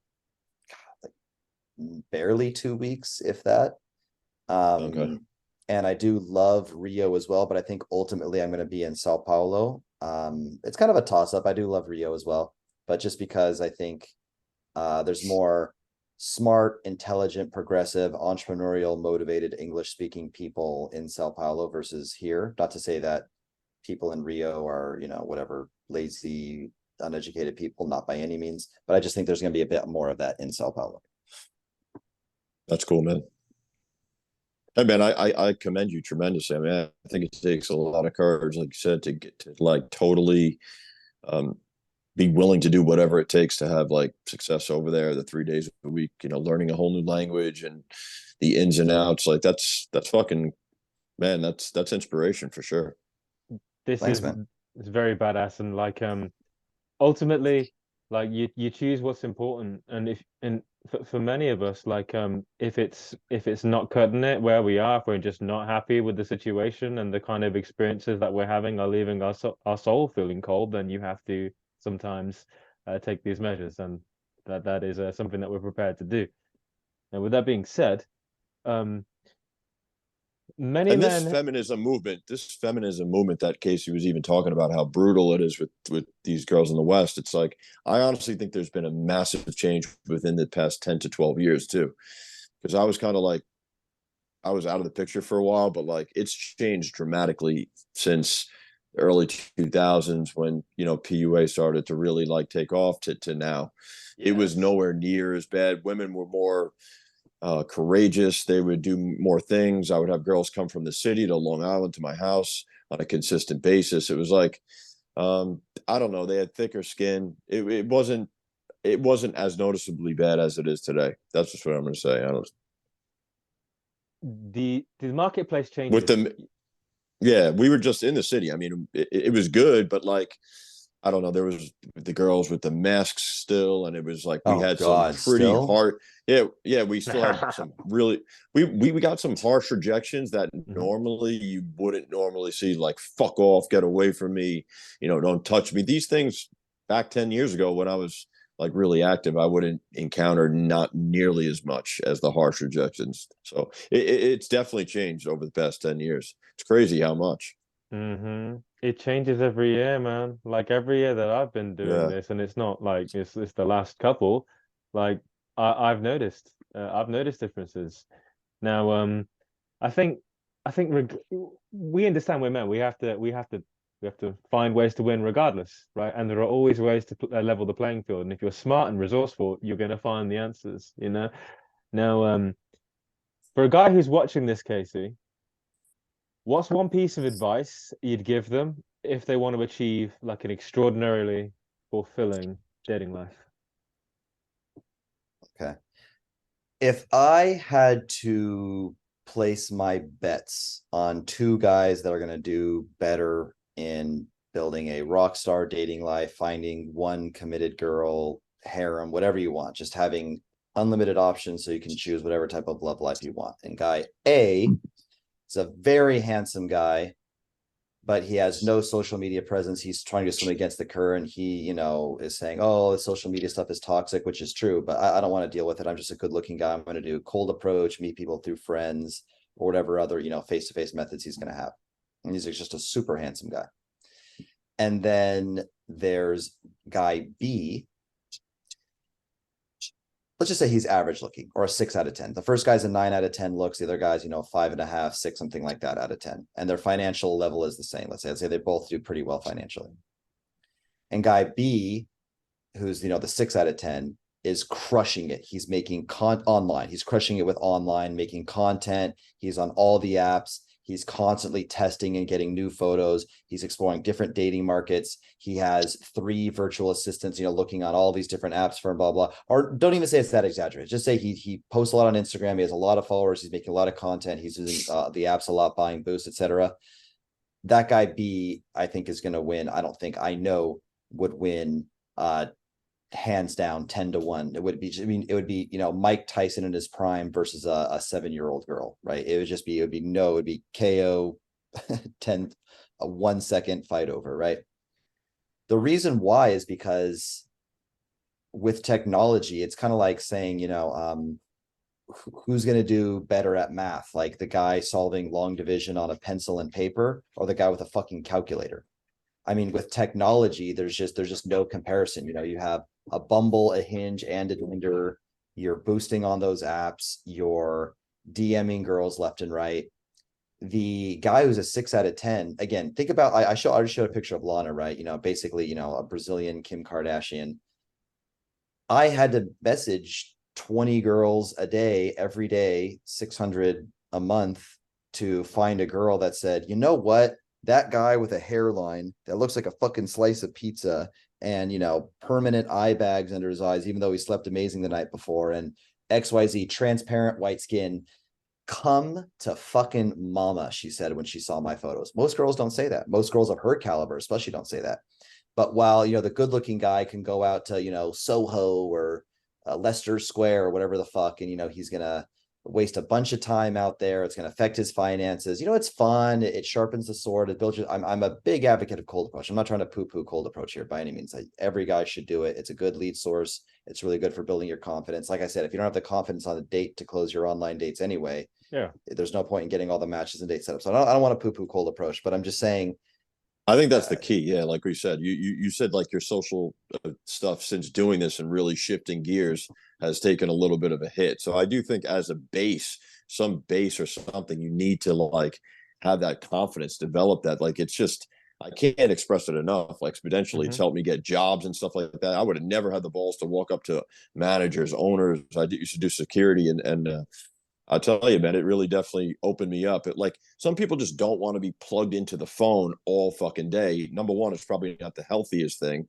Number two, that's why your stuff is like genius. Because if you could outsource it, then you could do both. You could split it up, kind of like how Ravi was doing or something like that. But like some people just do not want to be plugged in all fucking day long. It's taxing. You don't have any face-to-face real stuff. And yeah, you might land a hot fucking girl, but it's like, dude, you still have to live life and go out. And when you're at a grocery store, at the gym, or whatever you're doing, and you see a girl looking at you and you can't do anything about it, that's a few clients that I had. It's like, it's crippling feelings. So I do think that needs to be like, that cannot be neglected, or you're just going to always be frustrated, to be honest.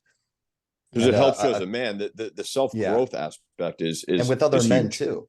With other men too. Yeah. So quick anecdote on that. I have 1,200 YouTube subscribers.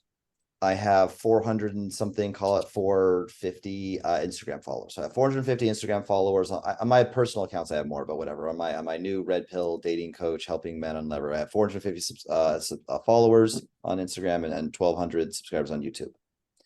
The average guest on Fresh and Fit would be guys that, are around 250, 300K, sometimes 1 million subscribers. Andrew Tate, Tristan Tate, Ty Lopez, Kodak Black, the rapper, Tekashi 6ix9ine. These are the type of guys that go on the Fresh and Fit podcast. They're not all like quite that big, but anyway, a lot of A and B list celebrities.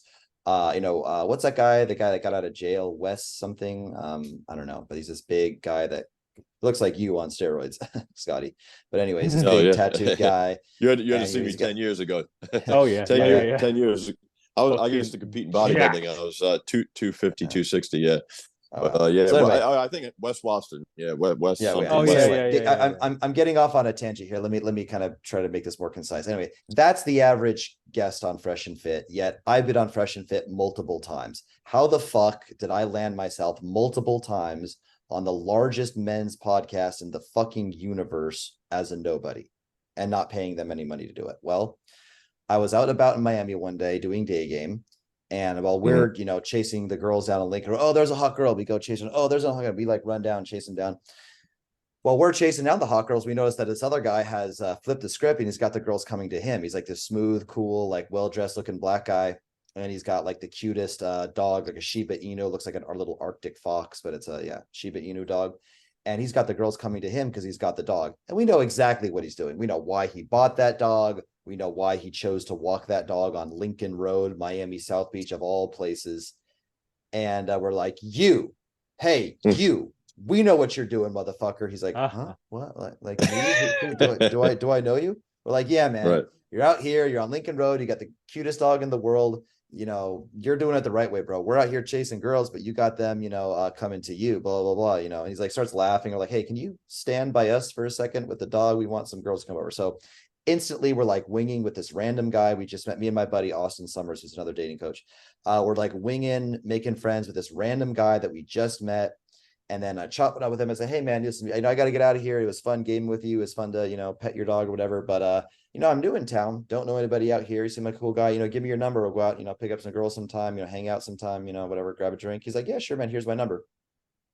That guy just so happened to be Fresh Prince CEO. Walter, one of the hosts of the Fresh and Fit podcast. We became friends. We became roommates after that. This is all well before the show. I knew him for about like 6 months or so, whatever, before the show started. Before he started the show with Myron. And point being is because I established that, and then I was actually there the day he met Myron. We all went out to dinner. I hit it off with Myron. We became bros like instantly when we met. And the whole point being is now, just because I happen to be a social guy, because I just so happen to build this skill set of being able to walk up to strangers and befriend them, etc., be a charismatic, cool guy, make people like me. Now that led to me getting a lot of clients and a lot of clout and a lot of subscribers because my good friends graciously, shared their platform with me multiple times because I was their friend. I was with them before the fame and the money. I helped them out in the beginning. I was the original producer for Fresh and Fit. I say producer in quotes because I was the world's worst producer and I only did it for a few episodes, but they remember that. And yeah, it's just, if I didn't have those skills, so it's not just picking up chicks, it can get you clout and money and fame and clients from appearing on, the top podcast in the world practically. That's what I mean. In this generation, like there needs to be more and more guys developing those just balls to go out and go around. And when other people will notice that, it does help your social life. It like whatever relationship you have with your family, like it just, I would have never had the balls to fucking walk up and speak to like a owner of a security job if I wanted, or certain things like that. It's just, I don't know. I owe my world to that stuff. Like, yeah, you really get noticed. People notice what you're doing because they want to be that guy. They see that and they're like, I want to be that way. I've had a lot of people stop me in the street and be like, yo, what are you doing? Or, I definitely made a lot of friends with it, and it's cool for sure. So, but you were saying you were about to make a point about how Fresh had girls coming to him or something, and you were noticing the difference between you chasing a girl from here or there, and he was the dog, I guess, getting girls through dogs crack. Dogs are crack to women, dude. I swear to God. Big dick, money, fame, no, dog wins every time. Right. You can't beat a dog. Sorry. Puppy, oh, you're fucked. I don't care. You got a yacht, no, she'd rather pet the puppy. Yeah. Like cold approach, of course, like it's supported me in a lot of the networking I did, the people I was able to connect with, the guys that like inspired me at the start. Like Brian inspired me. I was reading about him when I was just like in university. I was like kind of obsessed. I had the balls to gain a friendship with him, and it was putting myself out there. People who inspired me in business, I run programs with them now because I had the balls to connect with them. The many benefits you get from like doing this work, they support you in every area of your life. And I'd be curious to know, Casey, what one mindset or belief is that you feel has had the greatest impact in getting you where you are today?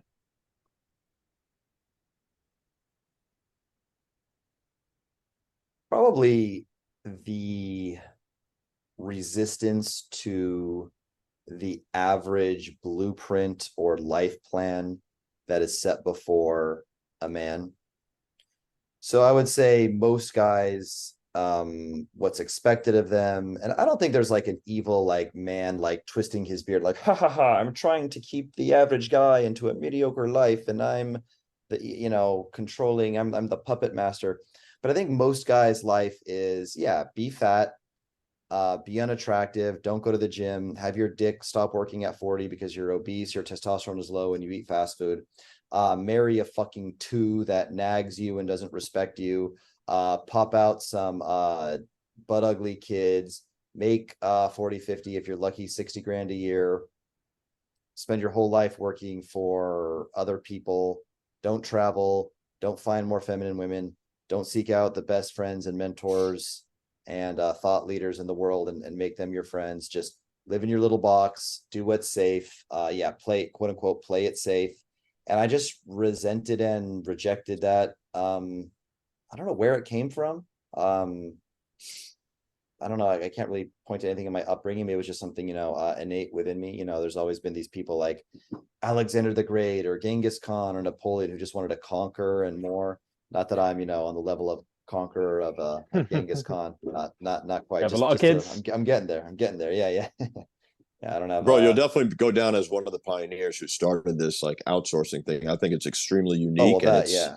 yeah, it's huge, man. It's gonna be big time, man. That's what caught my attention. I was like, wow, this is, like I said, I had one client in LA. He had a lot of money, and he was had like either his accountant, because he, as we're going out cold approaching or whatever, like he was getting stuff on his phone of girls like ready to date him. Hi, this is such and such. When do you want to meet? Or like it was. I'm like, how the fuck are you doing this? And he's like, I have my accountant.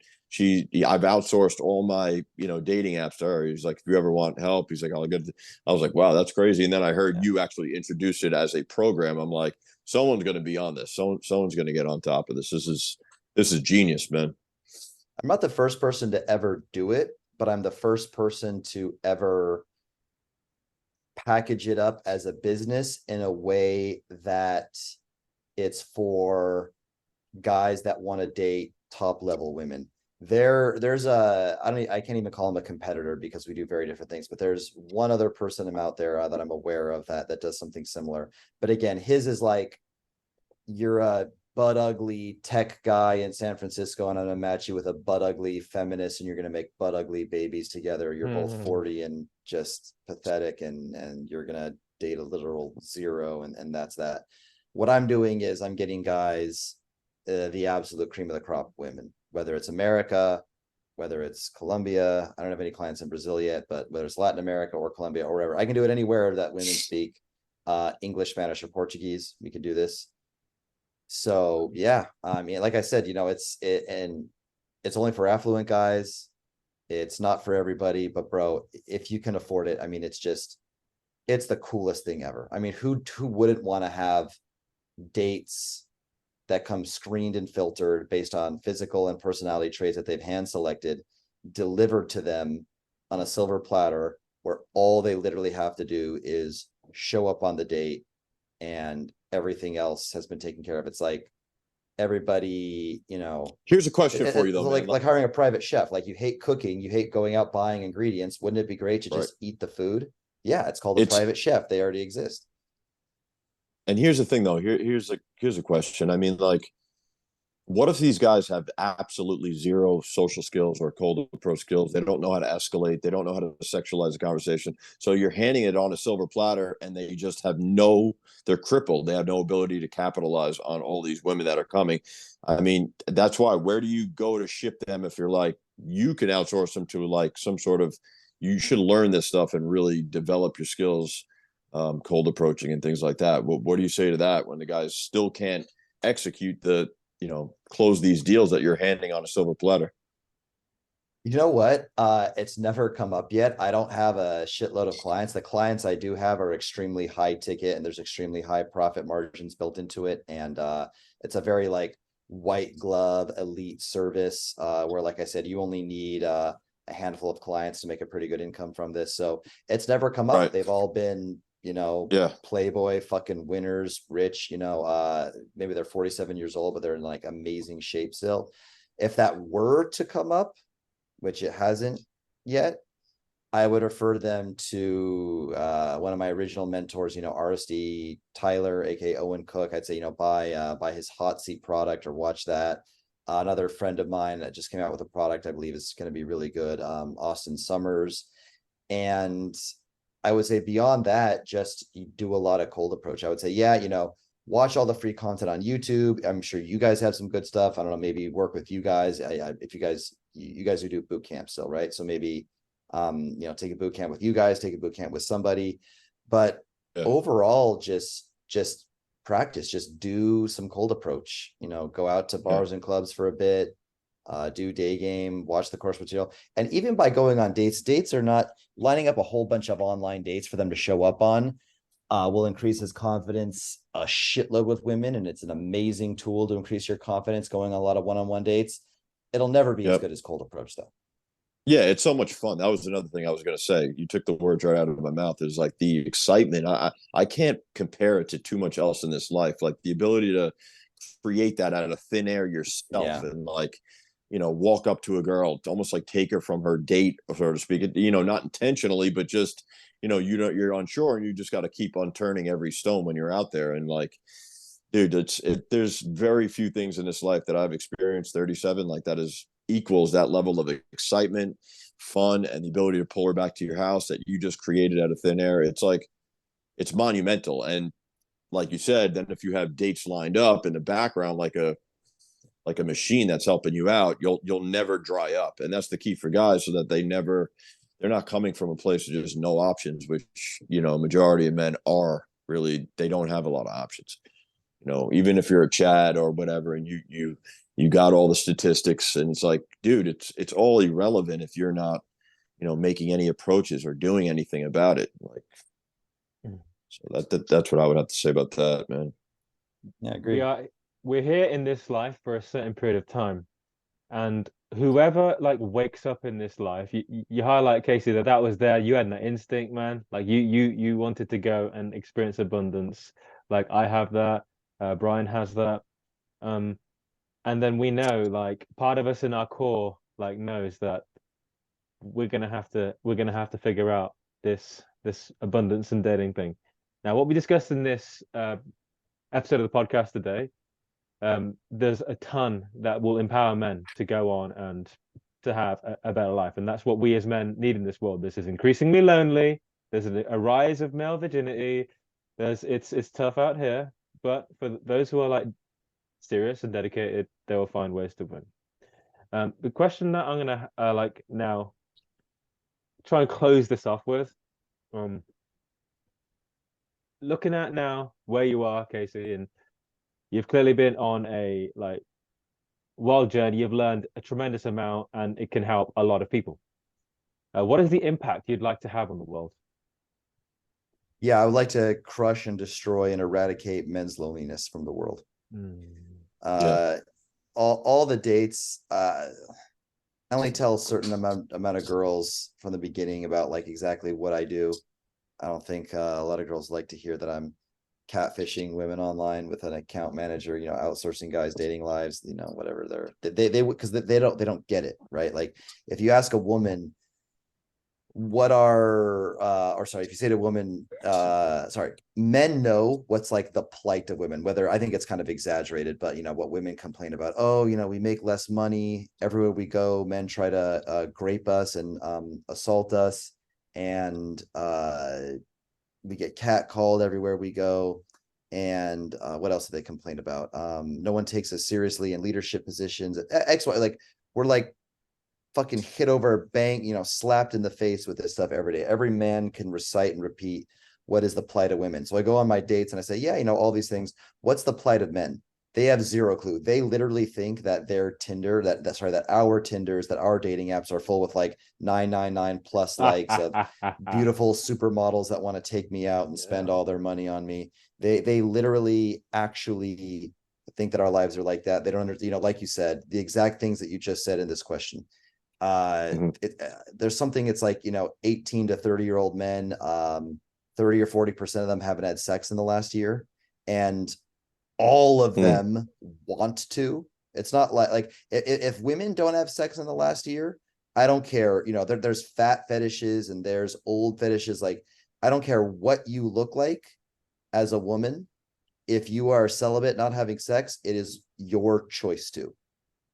Barring some health condition or something, that's some weird circumstance you have, some health problem or something.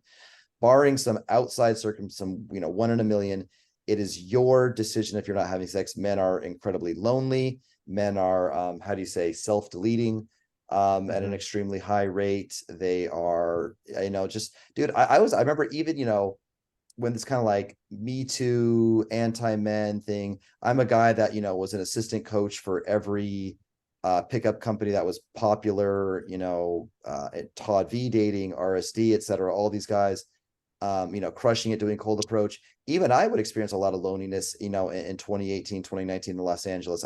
When I say 7 years in Colombia, I did a couple, stints where I came back to the States. And when I remember I kept like, dude, like, why am I of all people experiencing loneliness? I was like in good shape. I was making 90 to 100 grand a year at the time, which I guess for LA is like a broke boy, right? Women don't respect you if you don't make like at least 500,000, but whatever. But I thought 100K was a decent salary. I had like a six pack. I was really in really good shape, and I like dedicated my whole life. And I'm like, like, if I'm still experiencing loneliness and frustration here and there, what the fuck is the average guy? What is like my brother or these average guys that I see on the street? Like, if I'm struggling, what the fuck does that mean the average guy's going through? So that's the impact I want to make on the world. That's what I would like to do. That's why I'm trying to teach guys. And again, like I said, it wouldn't be my ideal scenario for a guy to source all of his girls from seeking arrangement, these kind of sugar baby, these more superficial girls, and kind of spend a lot of money on them, take them on dates, take them shopping once in a while. But like, you have to understand where you are, right? Like I start on Tinder and Bumble, then move to Hinge, then move to Seeking. If that doesn't work, go to another country. But just the whole game plan, like the photos, the texting, the coaching, outsourcing it if we can, the guidelines, the blueprint to like I said, try changing your dating market in terms of apps first, then try changing your dating market in terms of location first. You can be a fat 65-year-old guy and still get a decent looking girl in like the Philippines, for instance, who's not just with you only for the money, etc. Like a 30-year-old divorced Filipino woman with a kid will happily, and she'll get legitimately wet for you. It's not like a fully like financial thing, but you got to understand where you are. And I think all human beings are entitled to feel loved and appreciated and have connection and social connection in their lives. We're social animals, and that's what I would like my impact to be on the world. And Casey, me and you had mentioned and spoke about like how you were also considering doing something for more along the lines like the average guy who's not affluent and or not wealthy, that you were gonna like kind of make a modified program or something like that for guys so that you can reach more people in general. Like just like touch on that a little bit, maybe. Yeah, so it's 3 core things with an optional fourth. It is I'll probably do it weekly, either weekly or bi-weekly. I'll probably do it weekly, once a week. A weekly group coaching call with me, a private community, and access to a digital course. Price is to be determined.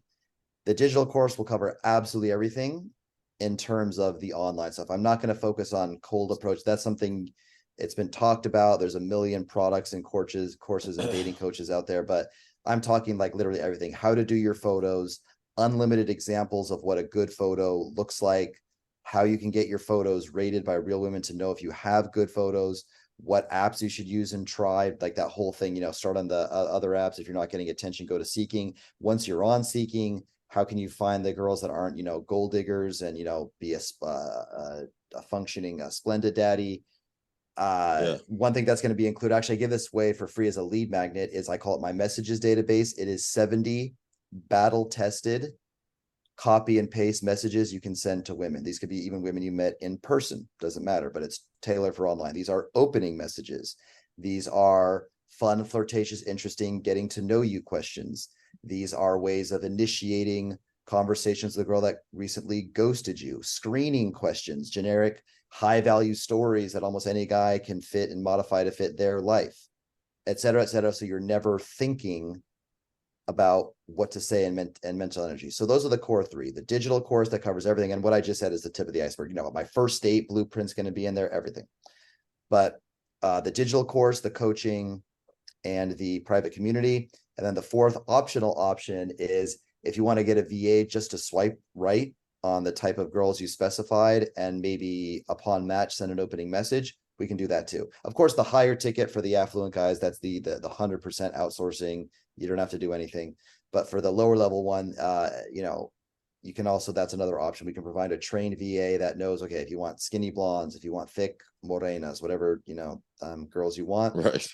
You can at least, swipe on them before you spend it. Because online dating, like many things in life, it's input versus output. The more work, the more swiping you do, the more matches you will get, right? Like, if you're rich and stuff, just buy boosts. But if you can't, just have a VA swipe for you. And so that's like the fourth, like it's like, my free lead magnet is the messages database. Then I'll have like maybe some lower level introductory course, then the product I just said, then it's VA that will swipe for you on top of all the stuff I just said. And then the final tier is like, look, just pay me a pretty penny and I'll literally do everything. You can just show up on dates and never have to deal with this annoying shit ever again. And you're kind of guaranteeing like a certain, like 10 dates per month or something like that. It's pretty cool, right? Yeah, 5 to 10. Yeah. And the thing is, right, like I said, the guys who have to be realistic though, right? Like if you're, a 55-year-old short fat dude in Manhattan, right? Say you're an Indian dude too. I know Indian dudes have a tough time in Western countries usually. Oh yeah. Yeah.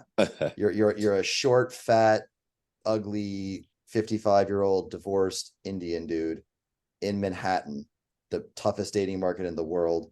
You're gonna have to set realistic. I can't. No dating coach, no one in the world can guarantee an onslaught of nines that just want to date you for your personality. No one can. But I said, maybe we have to source the girls from Seeking.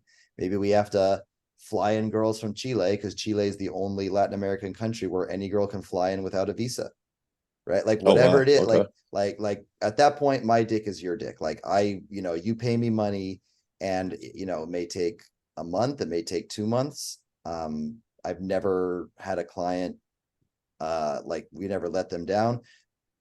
We have never basically had, except for one client we kind of dropped the ball with. Other than that, all of our clients stick around. We get a client, they stick. They never leave. They love the service. I think it's the greatest thing since sliced bread. I could show you voice notes from Myron Gaines. I actually have video testimonials from him. I have video testimonials from Alex Valinchik. All these guys just raving about it, saying it's fantastic. I mean, it works, right? It works. I think that's where I originally saw you on Alex's. Yeah, it's fantastic, man. I think I'm super excited for you, man. I think there's a lot of upside in it, and it's definitely innovative for sure, dude. It's incredible.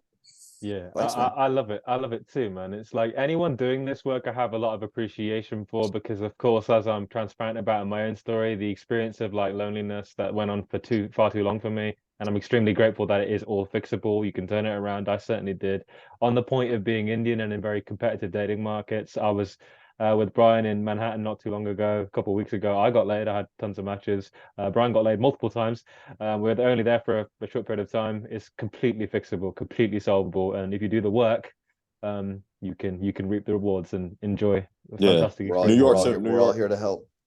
Yeah, that's why I think men ultimately find a way to find the solution. Whether it's this feminist bullshit that we're all getting like bombarded with. It's like we're gonna find a solution, and it's whether or not two guys outsourcing, helping these guys focus on online, and then cold approach. Like a good balance, and where we're just combating everything and just getting down to the root of it, getting guys, to even the playing field and get as many options as they possibly can. That we're gonna solve it, and we are solving it. You know what I mean? So Yeah, that's the good news, man. it is. And now there's no excuse because there's multiple price points here that people can get involved with, and wherever they may be in the world, they can find a solution. So, Casey, for those who have listened to this podcast and they're now on the edge of their seat and they're like, okay, fuck it, I'm going to handle this shit. They're where I was like a couple of years ago. Where can they find you? How can they learn more and work with you? Sure. So Redbeard Rants I use for almost everything. Redbeardrans.net is my website. Once again, redbeardrans.net is my website. We can put the link hopefully in the description of this video, but if you go to redbeardrans.net/MD1, as in mother, dad, one, it's messages database, redbeardrans.net, it's .net, not .com, redbeardrans.net/MD1. That's the messages database. You guys can get free access to the messages, the 70 plus copy and paste messages, so you never have to waste brain power thinking of what to say. You can go to any one of these copy and paste messages, and they're battle tested. They all work. They're all cool and interesting and whatever, good messages. My socials are Redbeard Rants 1 on Instagram, and my YouTube channel is just Redbeard Rants. Of course, Redbeard Rants was somehow like unavailable on Instagram.